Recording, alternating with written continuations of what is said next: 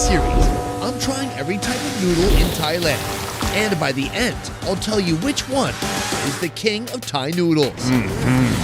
Across Thailand, every region has its own noodle identity, and I plan to see them all, taking you to the north, northeast, central region, and south. 4 regions, 4 videos, and dozens of noodles. It all starts here in northern Thailand. Right now, I'm inside a noodle factory where they're cranking out egg noodles, destined for the streets of Chiang Mai. Today, we'll dive into the best noodle dishes this region has to offer. The first time I tasted it, I couldn't believe such a beautiful symphony could exist through the language of flavor. But I've never had it here. And by the end of this video, I'll reveal one of the most controversial noodles this country has kept quiet until now. Is this a noodle? But first, we're kicking off the day with a northern classic. And just like that, our cross-country Thai noodle adventure has begun, starting with this right here. This is a dry rice vermicelli noodle with fried pork belly. Our first Thai noodle dish of many starts with senlek, or medium-thin rice noodles, blanched alongside bean sprouts in a rich pork bone broth to soften things up. In goes crispy pork fat, garlic oil, and a welcome hit of MSG. But this dish is not complete without its co-star, deep-fried pork belly. The boiled pork belly skin is shallowly scored to create more surface area for extra crackle. Then it's dropped into hot oil until it turns crispy.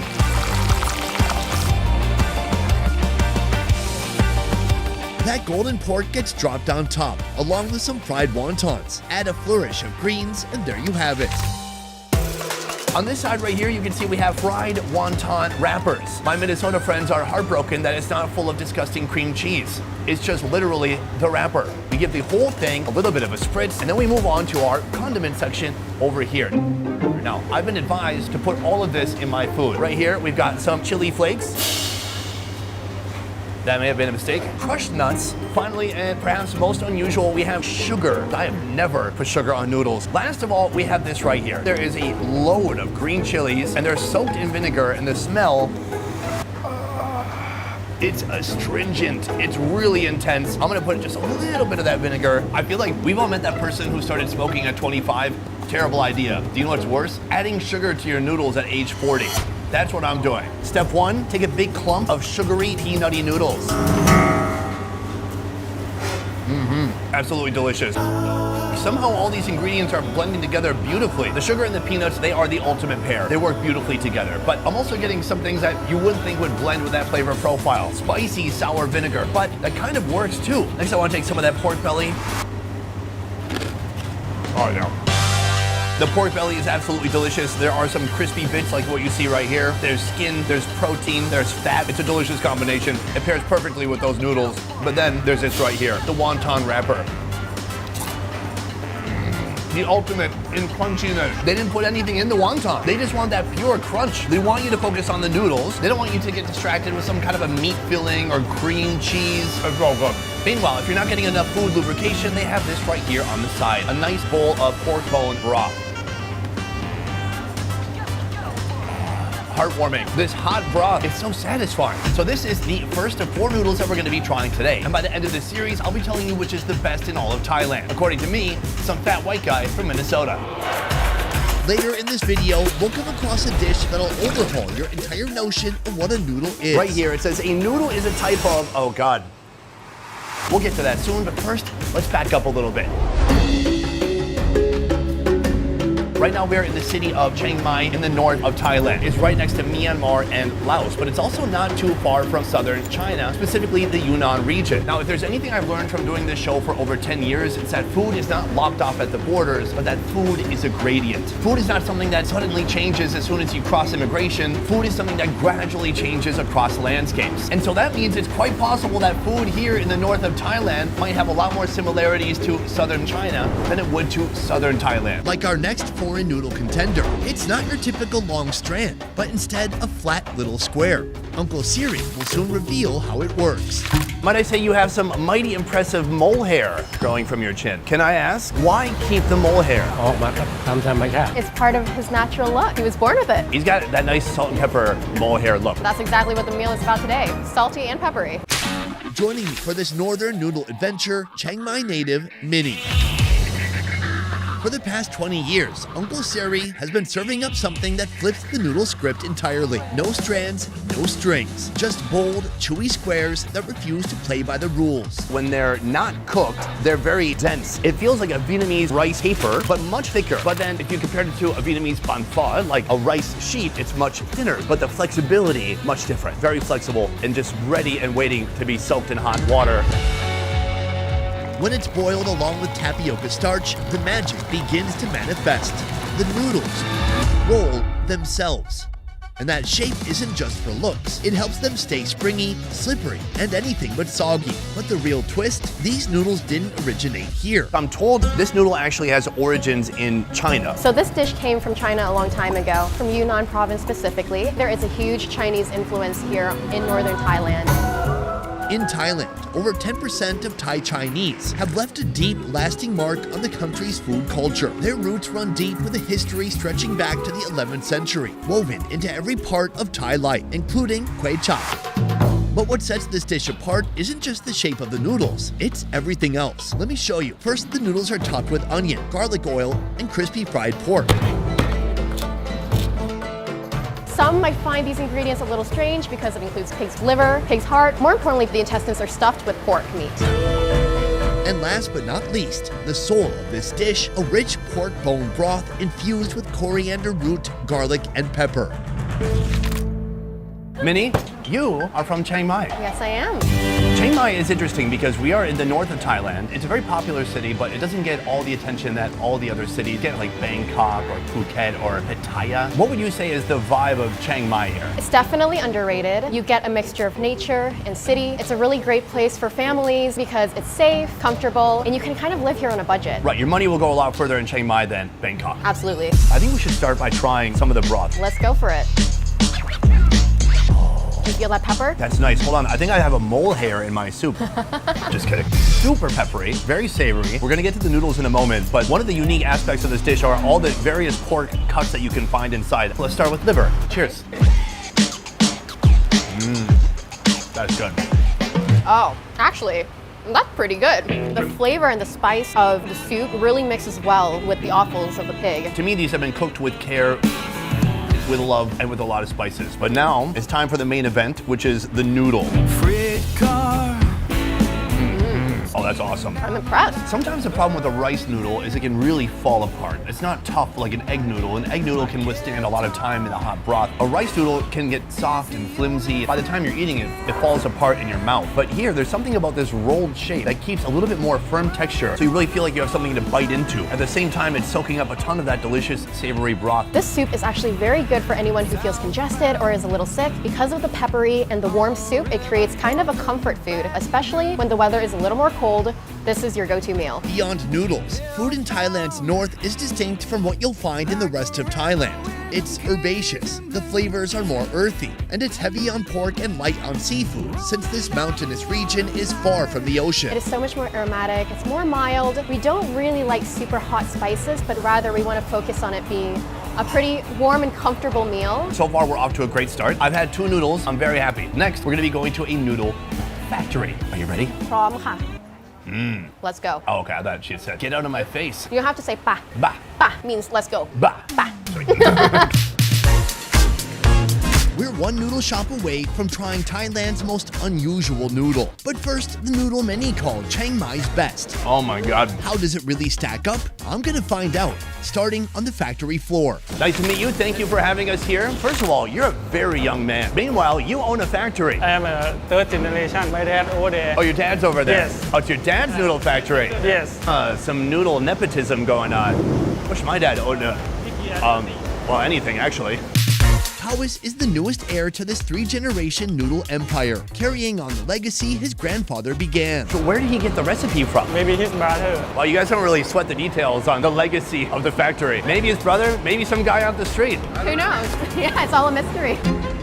It all starts with a blended mix of water, sugar, sodium bicarbonate, food coloring, and ice. In another vessel, a heap of eggs are whisked thoroughly, then married with our base before moving on to the next step. A mixing machine first receives flour, followed by the egg mixture. Let it churn until it forms a crumbly dough that doesn't stick. For him and his family, over the past couple of generations, it's much easier to make egg noodles because the process is much more dry, so they don't need to take so much time to prepare the noodles. It's an inspiring story. It's a family that was driven to do what was the easiest thing possible, right? Yeah, gotta simplify it. That dough then drops straight through a hatch to the floor below, landing in a dough sheeter that flattens it into one thin, uniform width. How many pounds or kilograms of noodles are you making each day? For every collection of noodles that they push out, it's about 1 ton. Next, the sheet feeds into a dough refiner, used to further thin out and lengthen the dough sheet. To prevent the dough from sticking, it runs through another roller where it's coated with a layer of tapioca flour. This same process is repeated 3 more times, using 3 different rolling machines, gradually thinning the sheet until it's just right for the step ahead. Why is more flattening better? It makes the noodles more bouncier, more concentrated, so you're kind of packing it in when you're flattening out the noodles. The thin sheet of dough from the rollers is fed into a noodle cutting machine, where rotating blades slice it into familiar noodle strands. Depending on the customer's order, the noodle length and thickness can be adjusted as needed.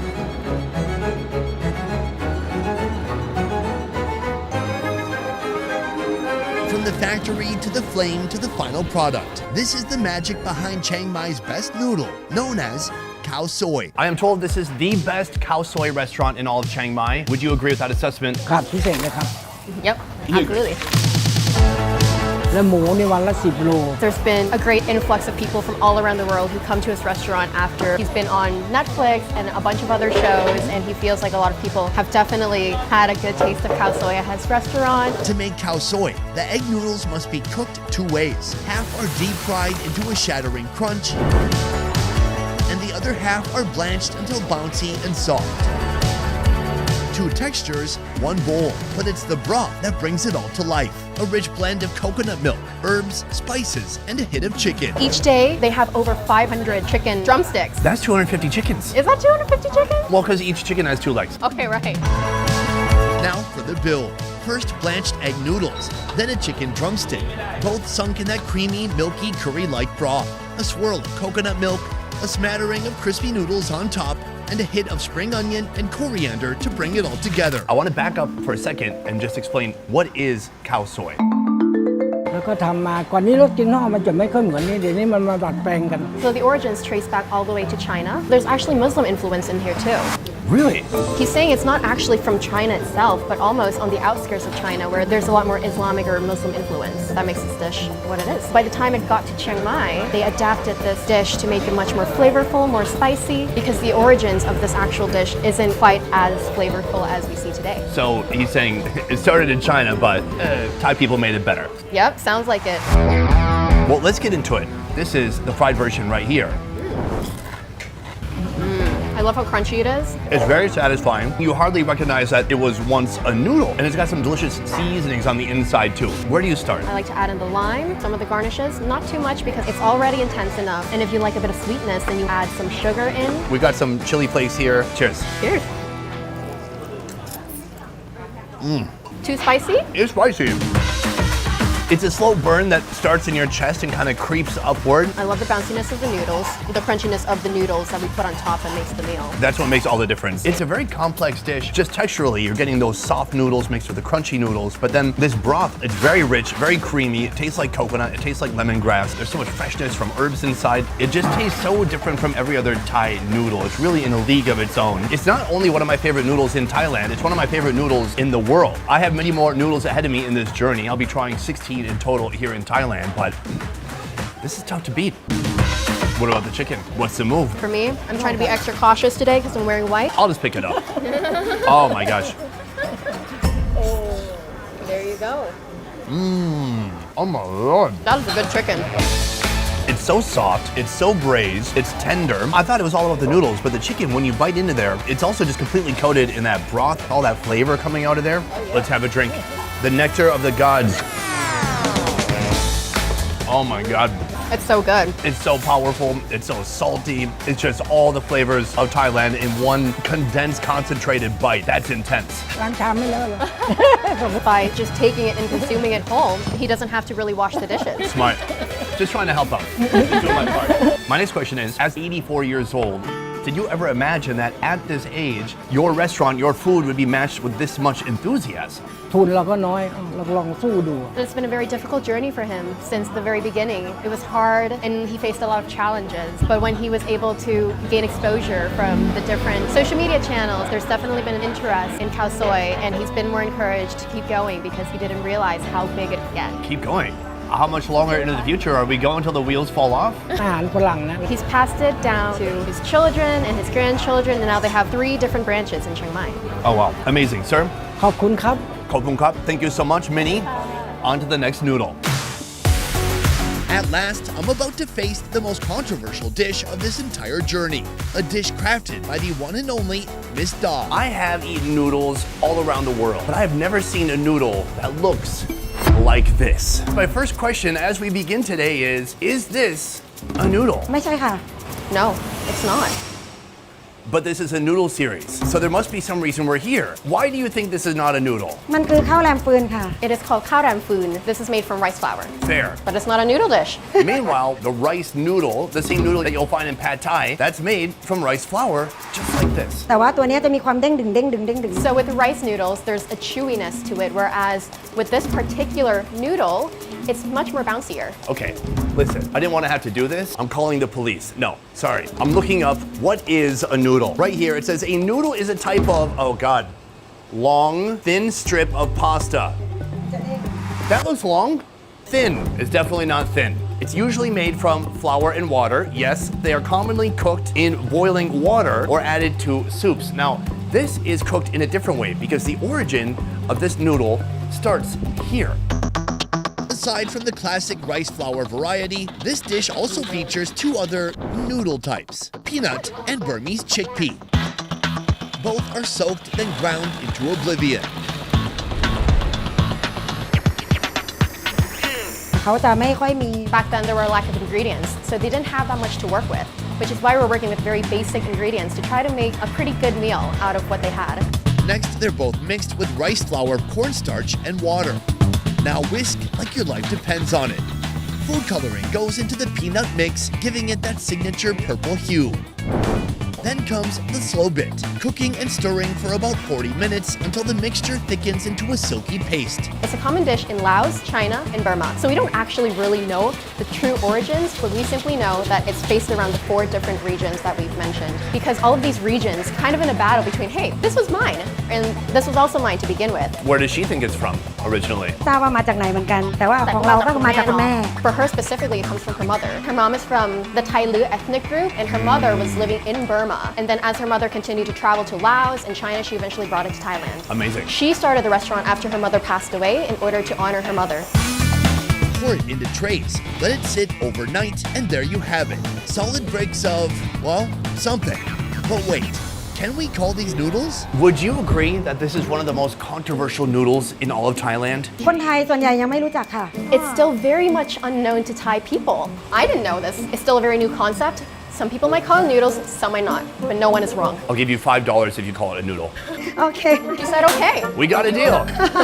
Fantastic. All right, let's all try it out together. Cheers. Oh wow, it's so different than I expected. It tastes like egg whites. What a unique flavor. It's so cakey. Quite soft and bouncy. Yeah. Not really like a normal noodle.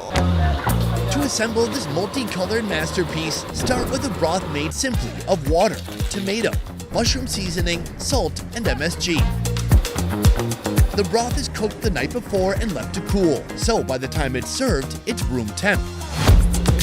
For the grand assembly, toss in a few blocks of rice noodles, Burmese chickpea noodles, and yes, peanut noodles.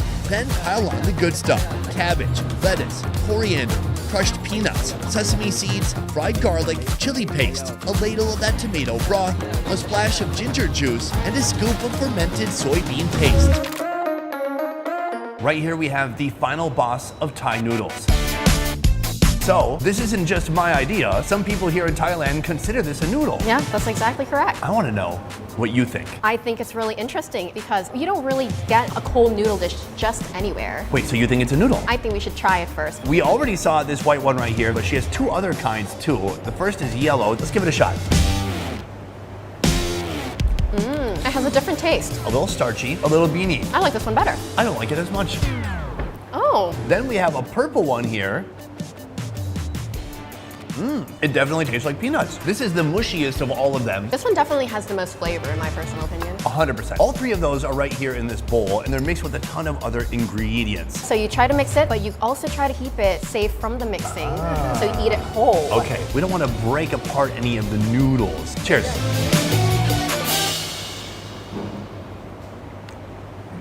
That is different. I like the soup. I like the soup too. It feels very tomatoey. There's peanuts, there's chilies, it's spicy. This is more of a clean, simple, straightforward broth, making it a little bit more refreshing, I would say. There's some cabbage in here as well. It makes a nice pairing because the cabbage is kind of crispy compared to these noodles, which are so soft and easy to bite through. It is super good. I'm pleasantly surprised. But I do want to reveal one more secret about this dish, that it's vegan. Oh. But I feel like any meat that you put in here would distract from these big old chunks of goodness. The more I get to know this noodle, the less I feel inclined to call it a noodle. Okay. Yeah, I'm just admitting it right now. I feel more like calling it some kind of a steamed cake. Maybe a hybrid of a cake and noodles? Yeah. Is there a word for that? Koodles. Kudos. Today I tried 4 different noodles, and if I had to pick a favorite from northern Thailand, it would be khao soi. But our noodle journey isn't over yet. Next, we're headed to the northeastern, central, and southern regions to find out which dish truly deserves the crown of Thailand's best noodle.